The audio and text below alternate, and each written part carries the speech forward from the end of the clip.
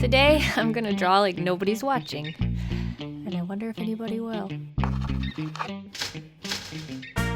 This is actually a sketch that I did off camera, and I liked it so much I decided to film the rest of the process. And the first thing I did after I sketched it in mechanical pencil was I took my kneaded eraser, and then I sort of I rolled it into this like chubby worm, and then I rubbed that all over the paper. I do this because personally I find that this pencil sketch can get in the way of me creating my best line art.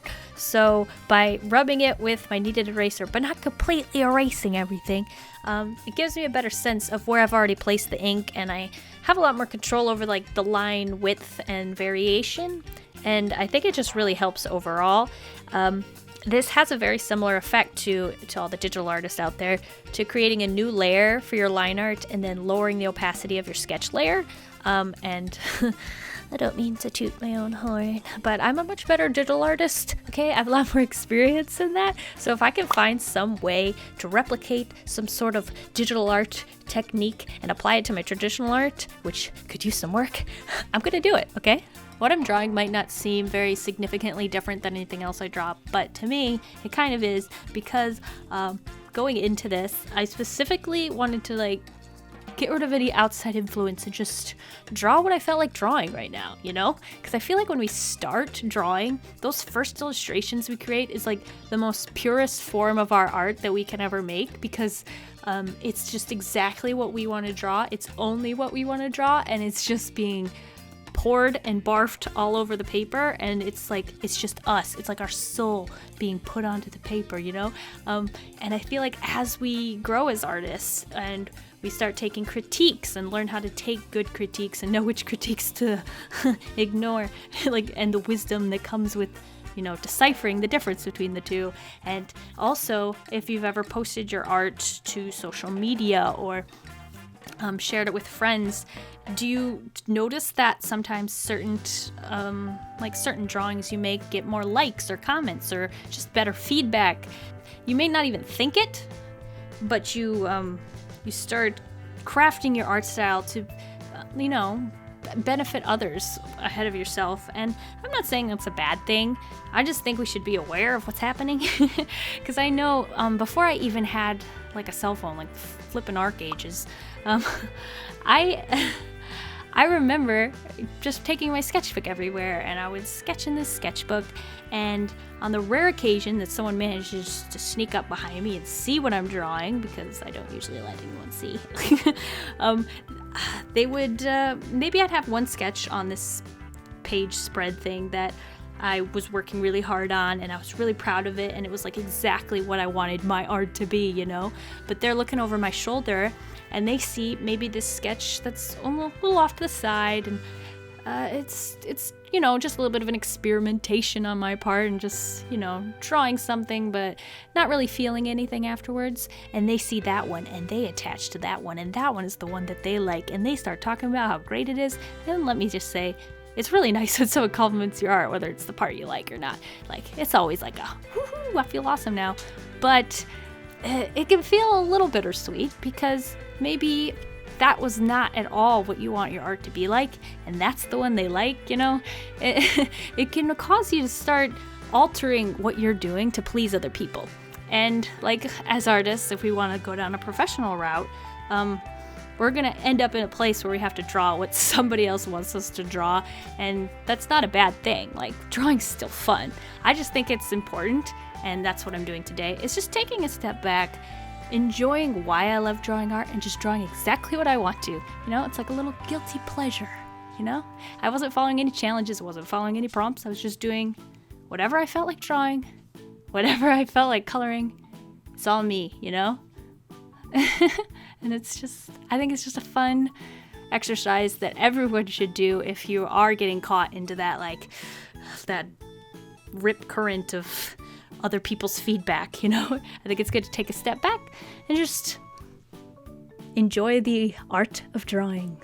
For coloring, I'll be using these Art and Fly alcohol-based brush markers that you may have seen the review for those. Before I had line arted or started to film, I had already picked out two colors that I knew I wanted to use. One was this brown color, and the other was this Pink. Like it's the pinkiest pink that I've ever seen. Like it is like, if there is a pink that is the pink of all pinks, this is the pink.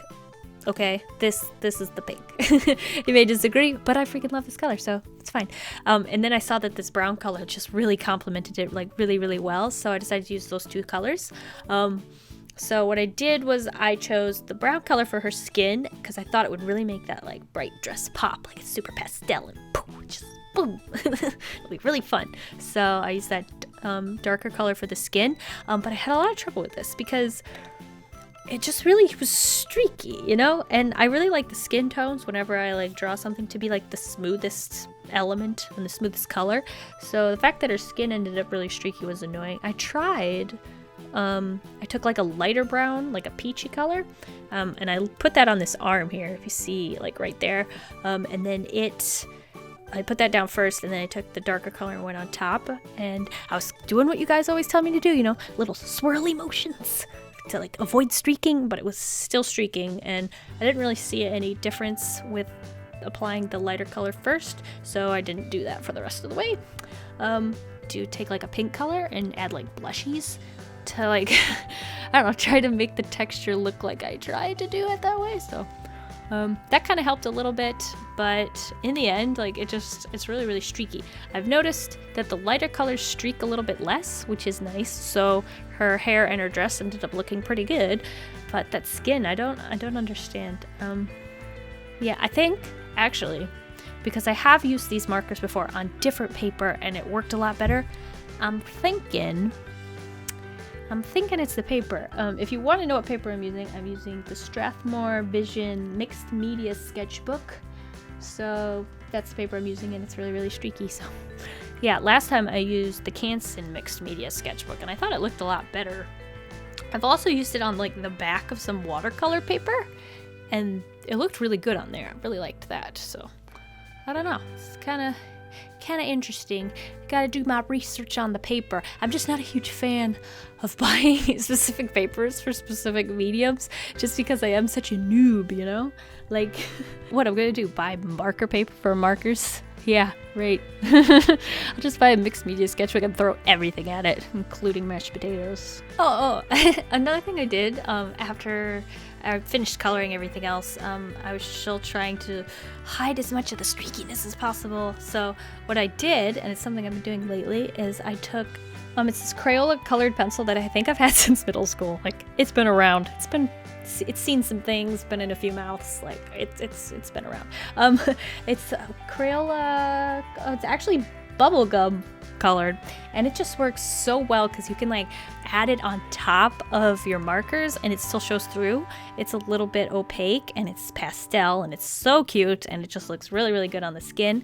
And then another thing I did was I took a white gel pen. It's the Signo Uniball white gel pen, and first I was just adding like little highlights, you know, to the eyes and like the cheeks, and making the teeth pop a little bit more. But then I went a little overboard and I gave her these super contrasting white freckles.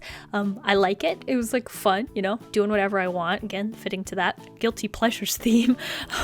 But I'm not sure how I feel about it. I'd like to know what you think about it. What do you think about these white freckles on this dark skin? I think it looks really cute, but I also don't know.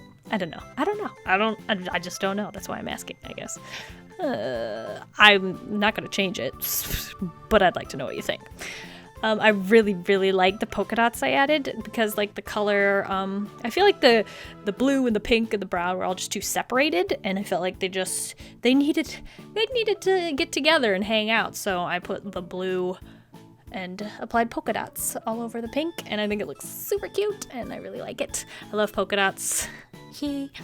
I actually also added polka dots to one of the hearts because I wanted each of the hearts to look a little bit different. The only reason I added the hearts in the first place was just because the composition on the page was a little bit weird, because originally it was just sketch and I was going to add more sketches, you know, all around it, but I decided to, you know, not do that. So I needed to add hearts to just center the composition on the page a little bit better because it was so low hanging, you know? So yeah. Another thing you may have just noticed is that I like to put little swatches in the top left by the spiral of the notebook because I feel like it's out of the way, and sometimes I'll write down what the color was so that I'll remember for the future if I really like that color and I want to use it later. So yeah, there's that. Thank you guys for watching. I hope you enjoyed watching me draw, just a guilty pleasure illustration, like a really fun thing. And I hope you'll all, get out your sketchbooks and draw a little something for yourself. You deserve it. You're worth it. You're awesome. And just thank you for coming along on my journey. I've been on YouTube for a very long time now. Like, it's insane. Like, longer than high school. And high school felt like an eternity. So, I just want to thank you. Just thank you for being here. You're awesome. Thank you for watching again, and I hope you all have a delicious evening full of waffles. Bye.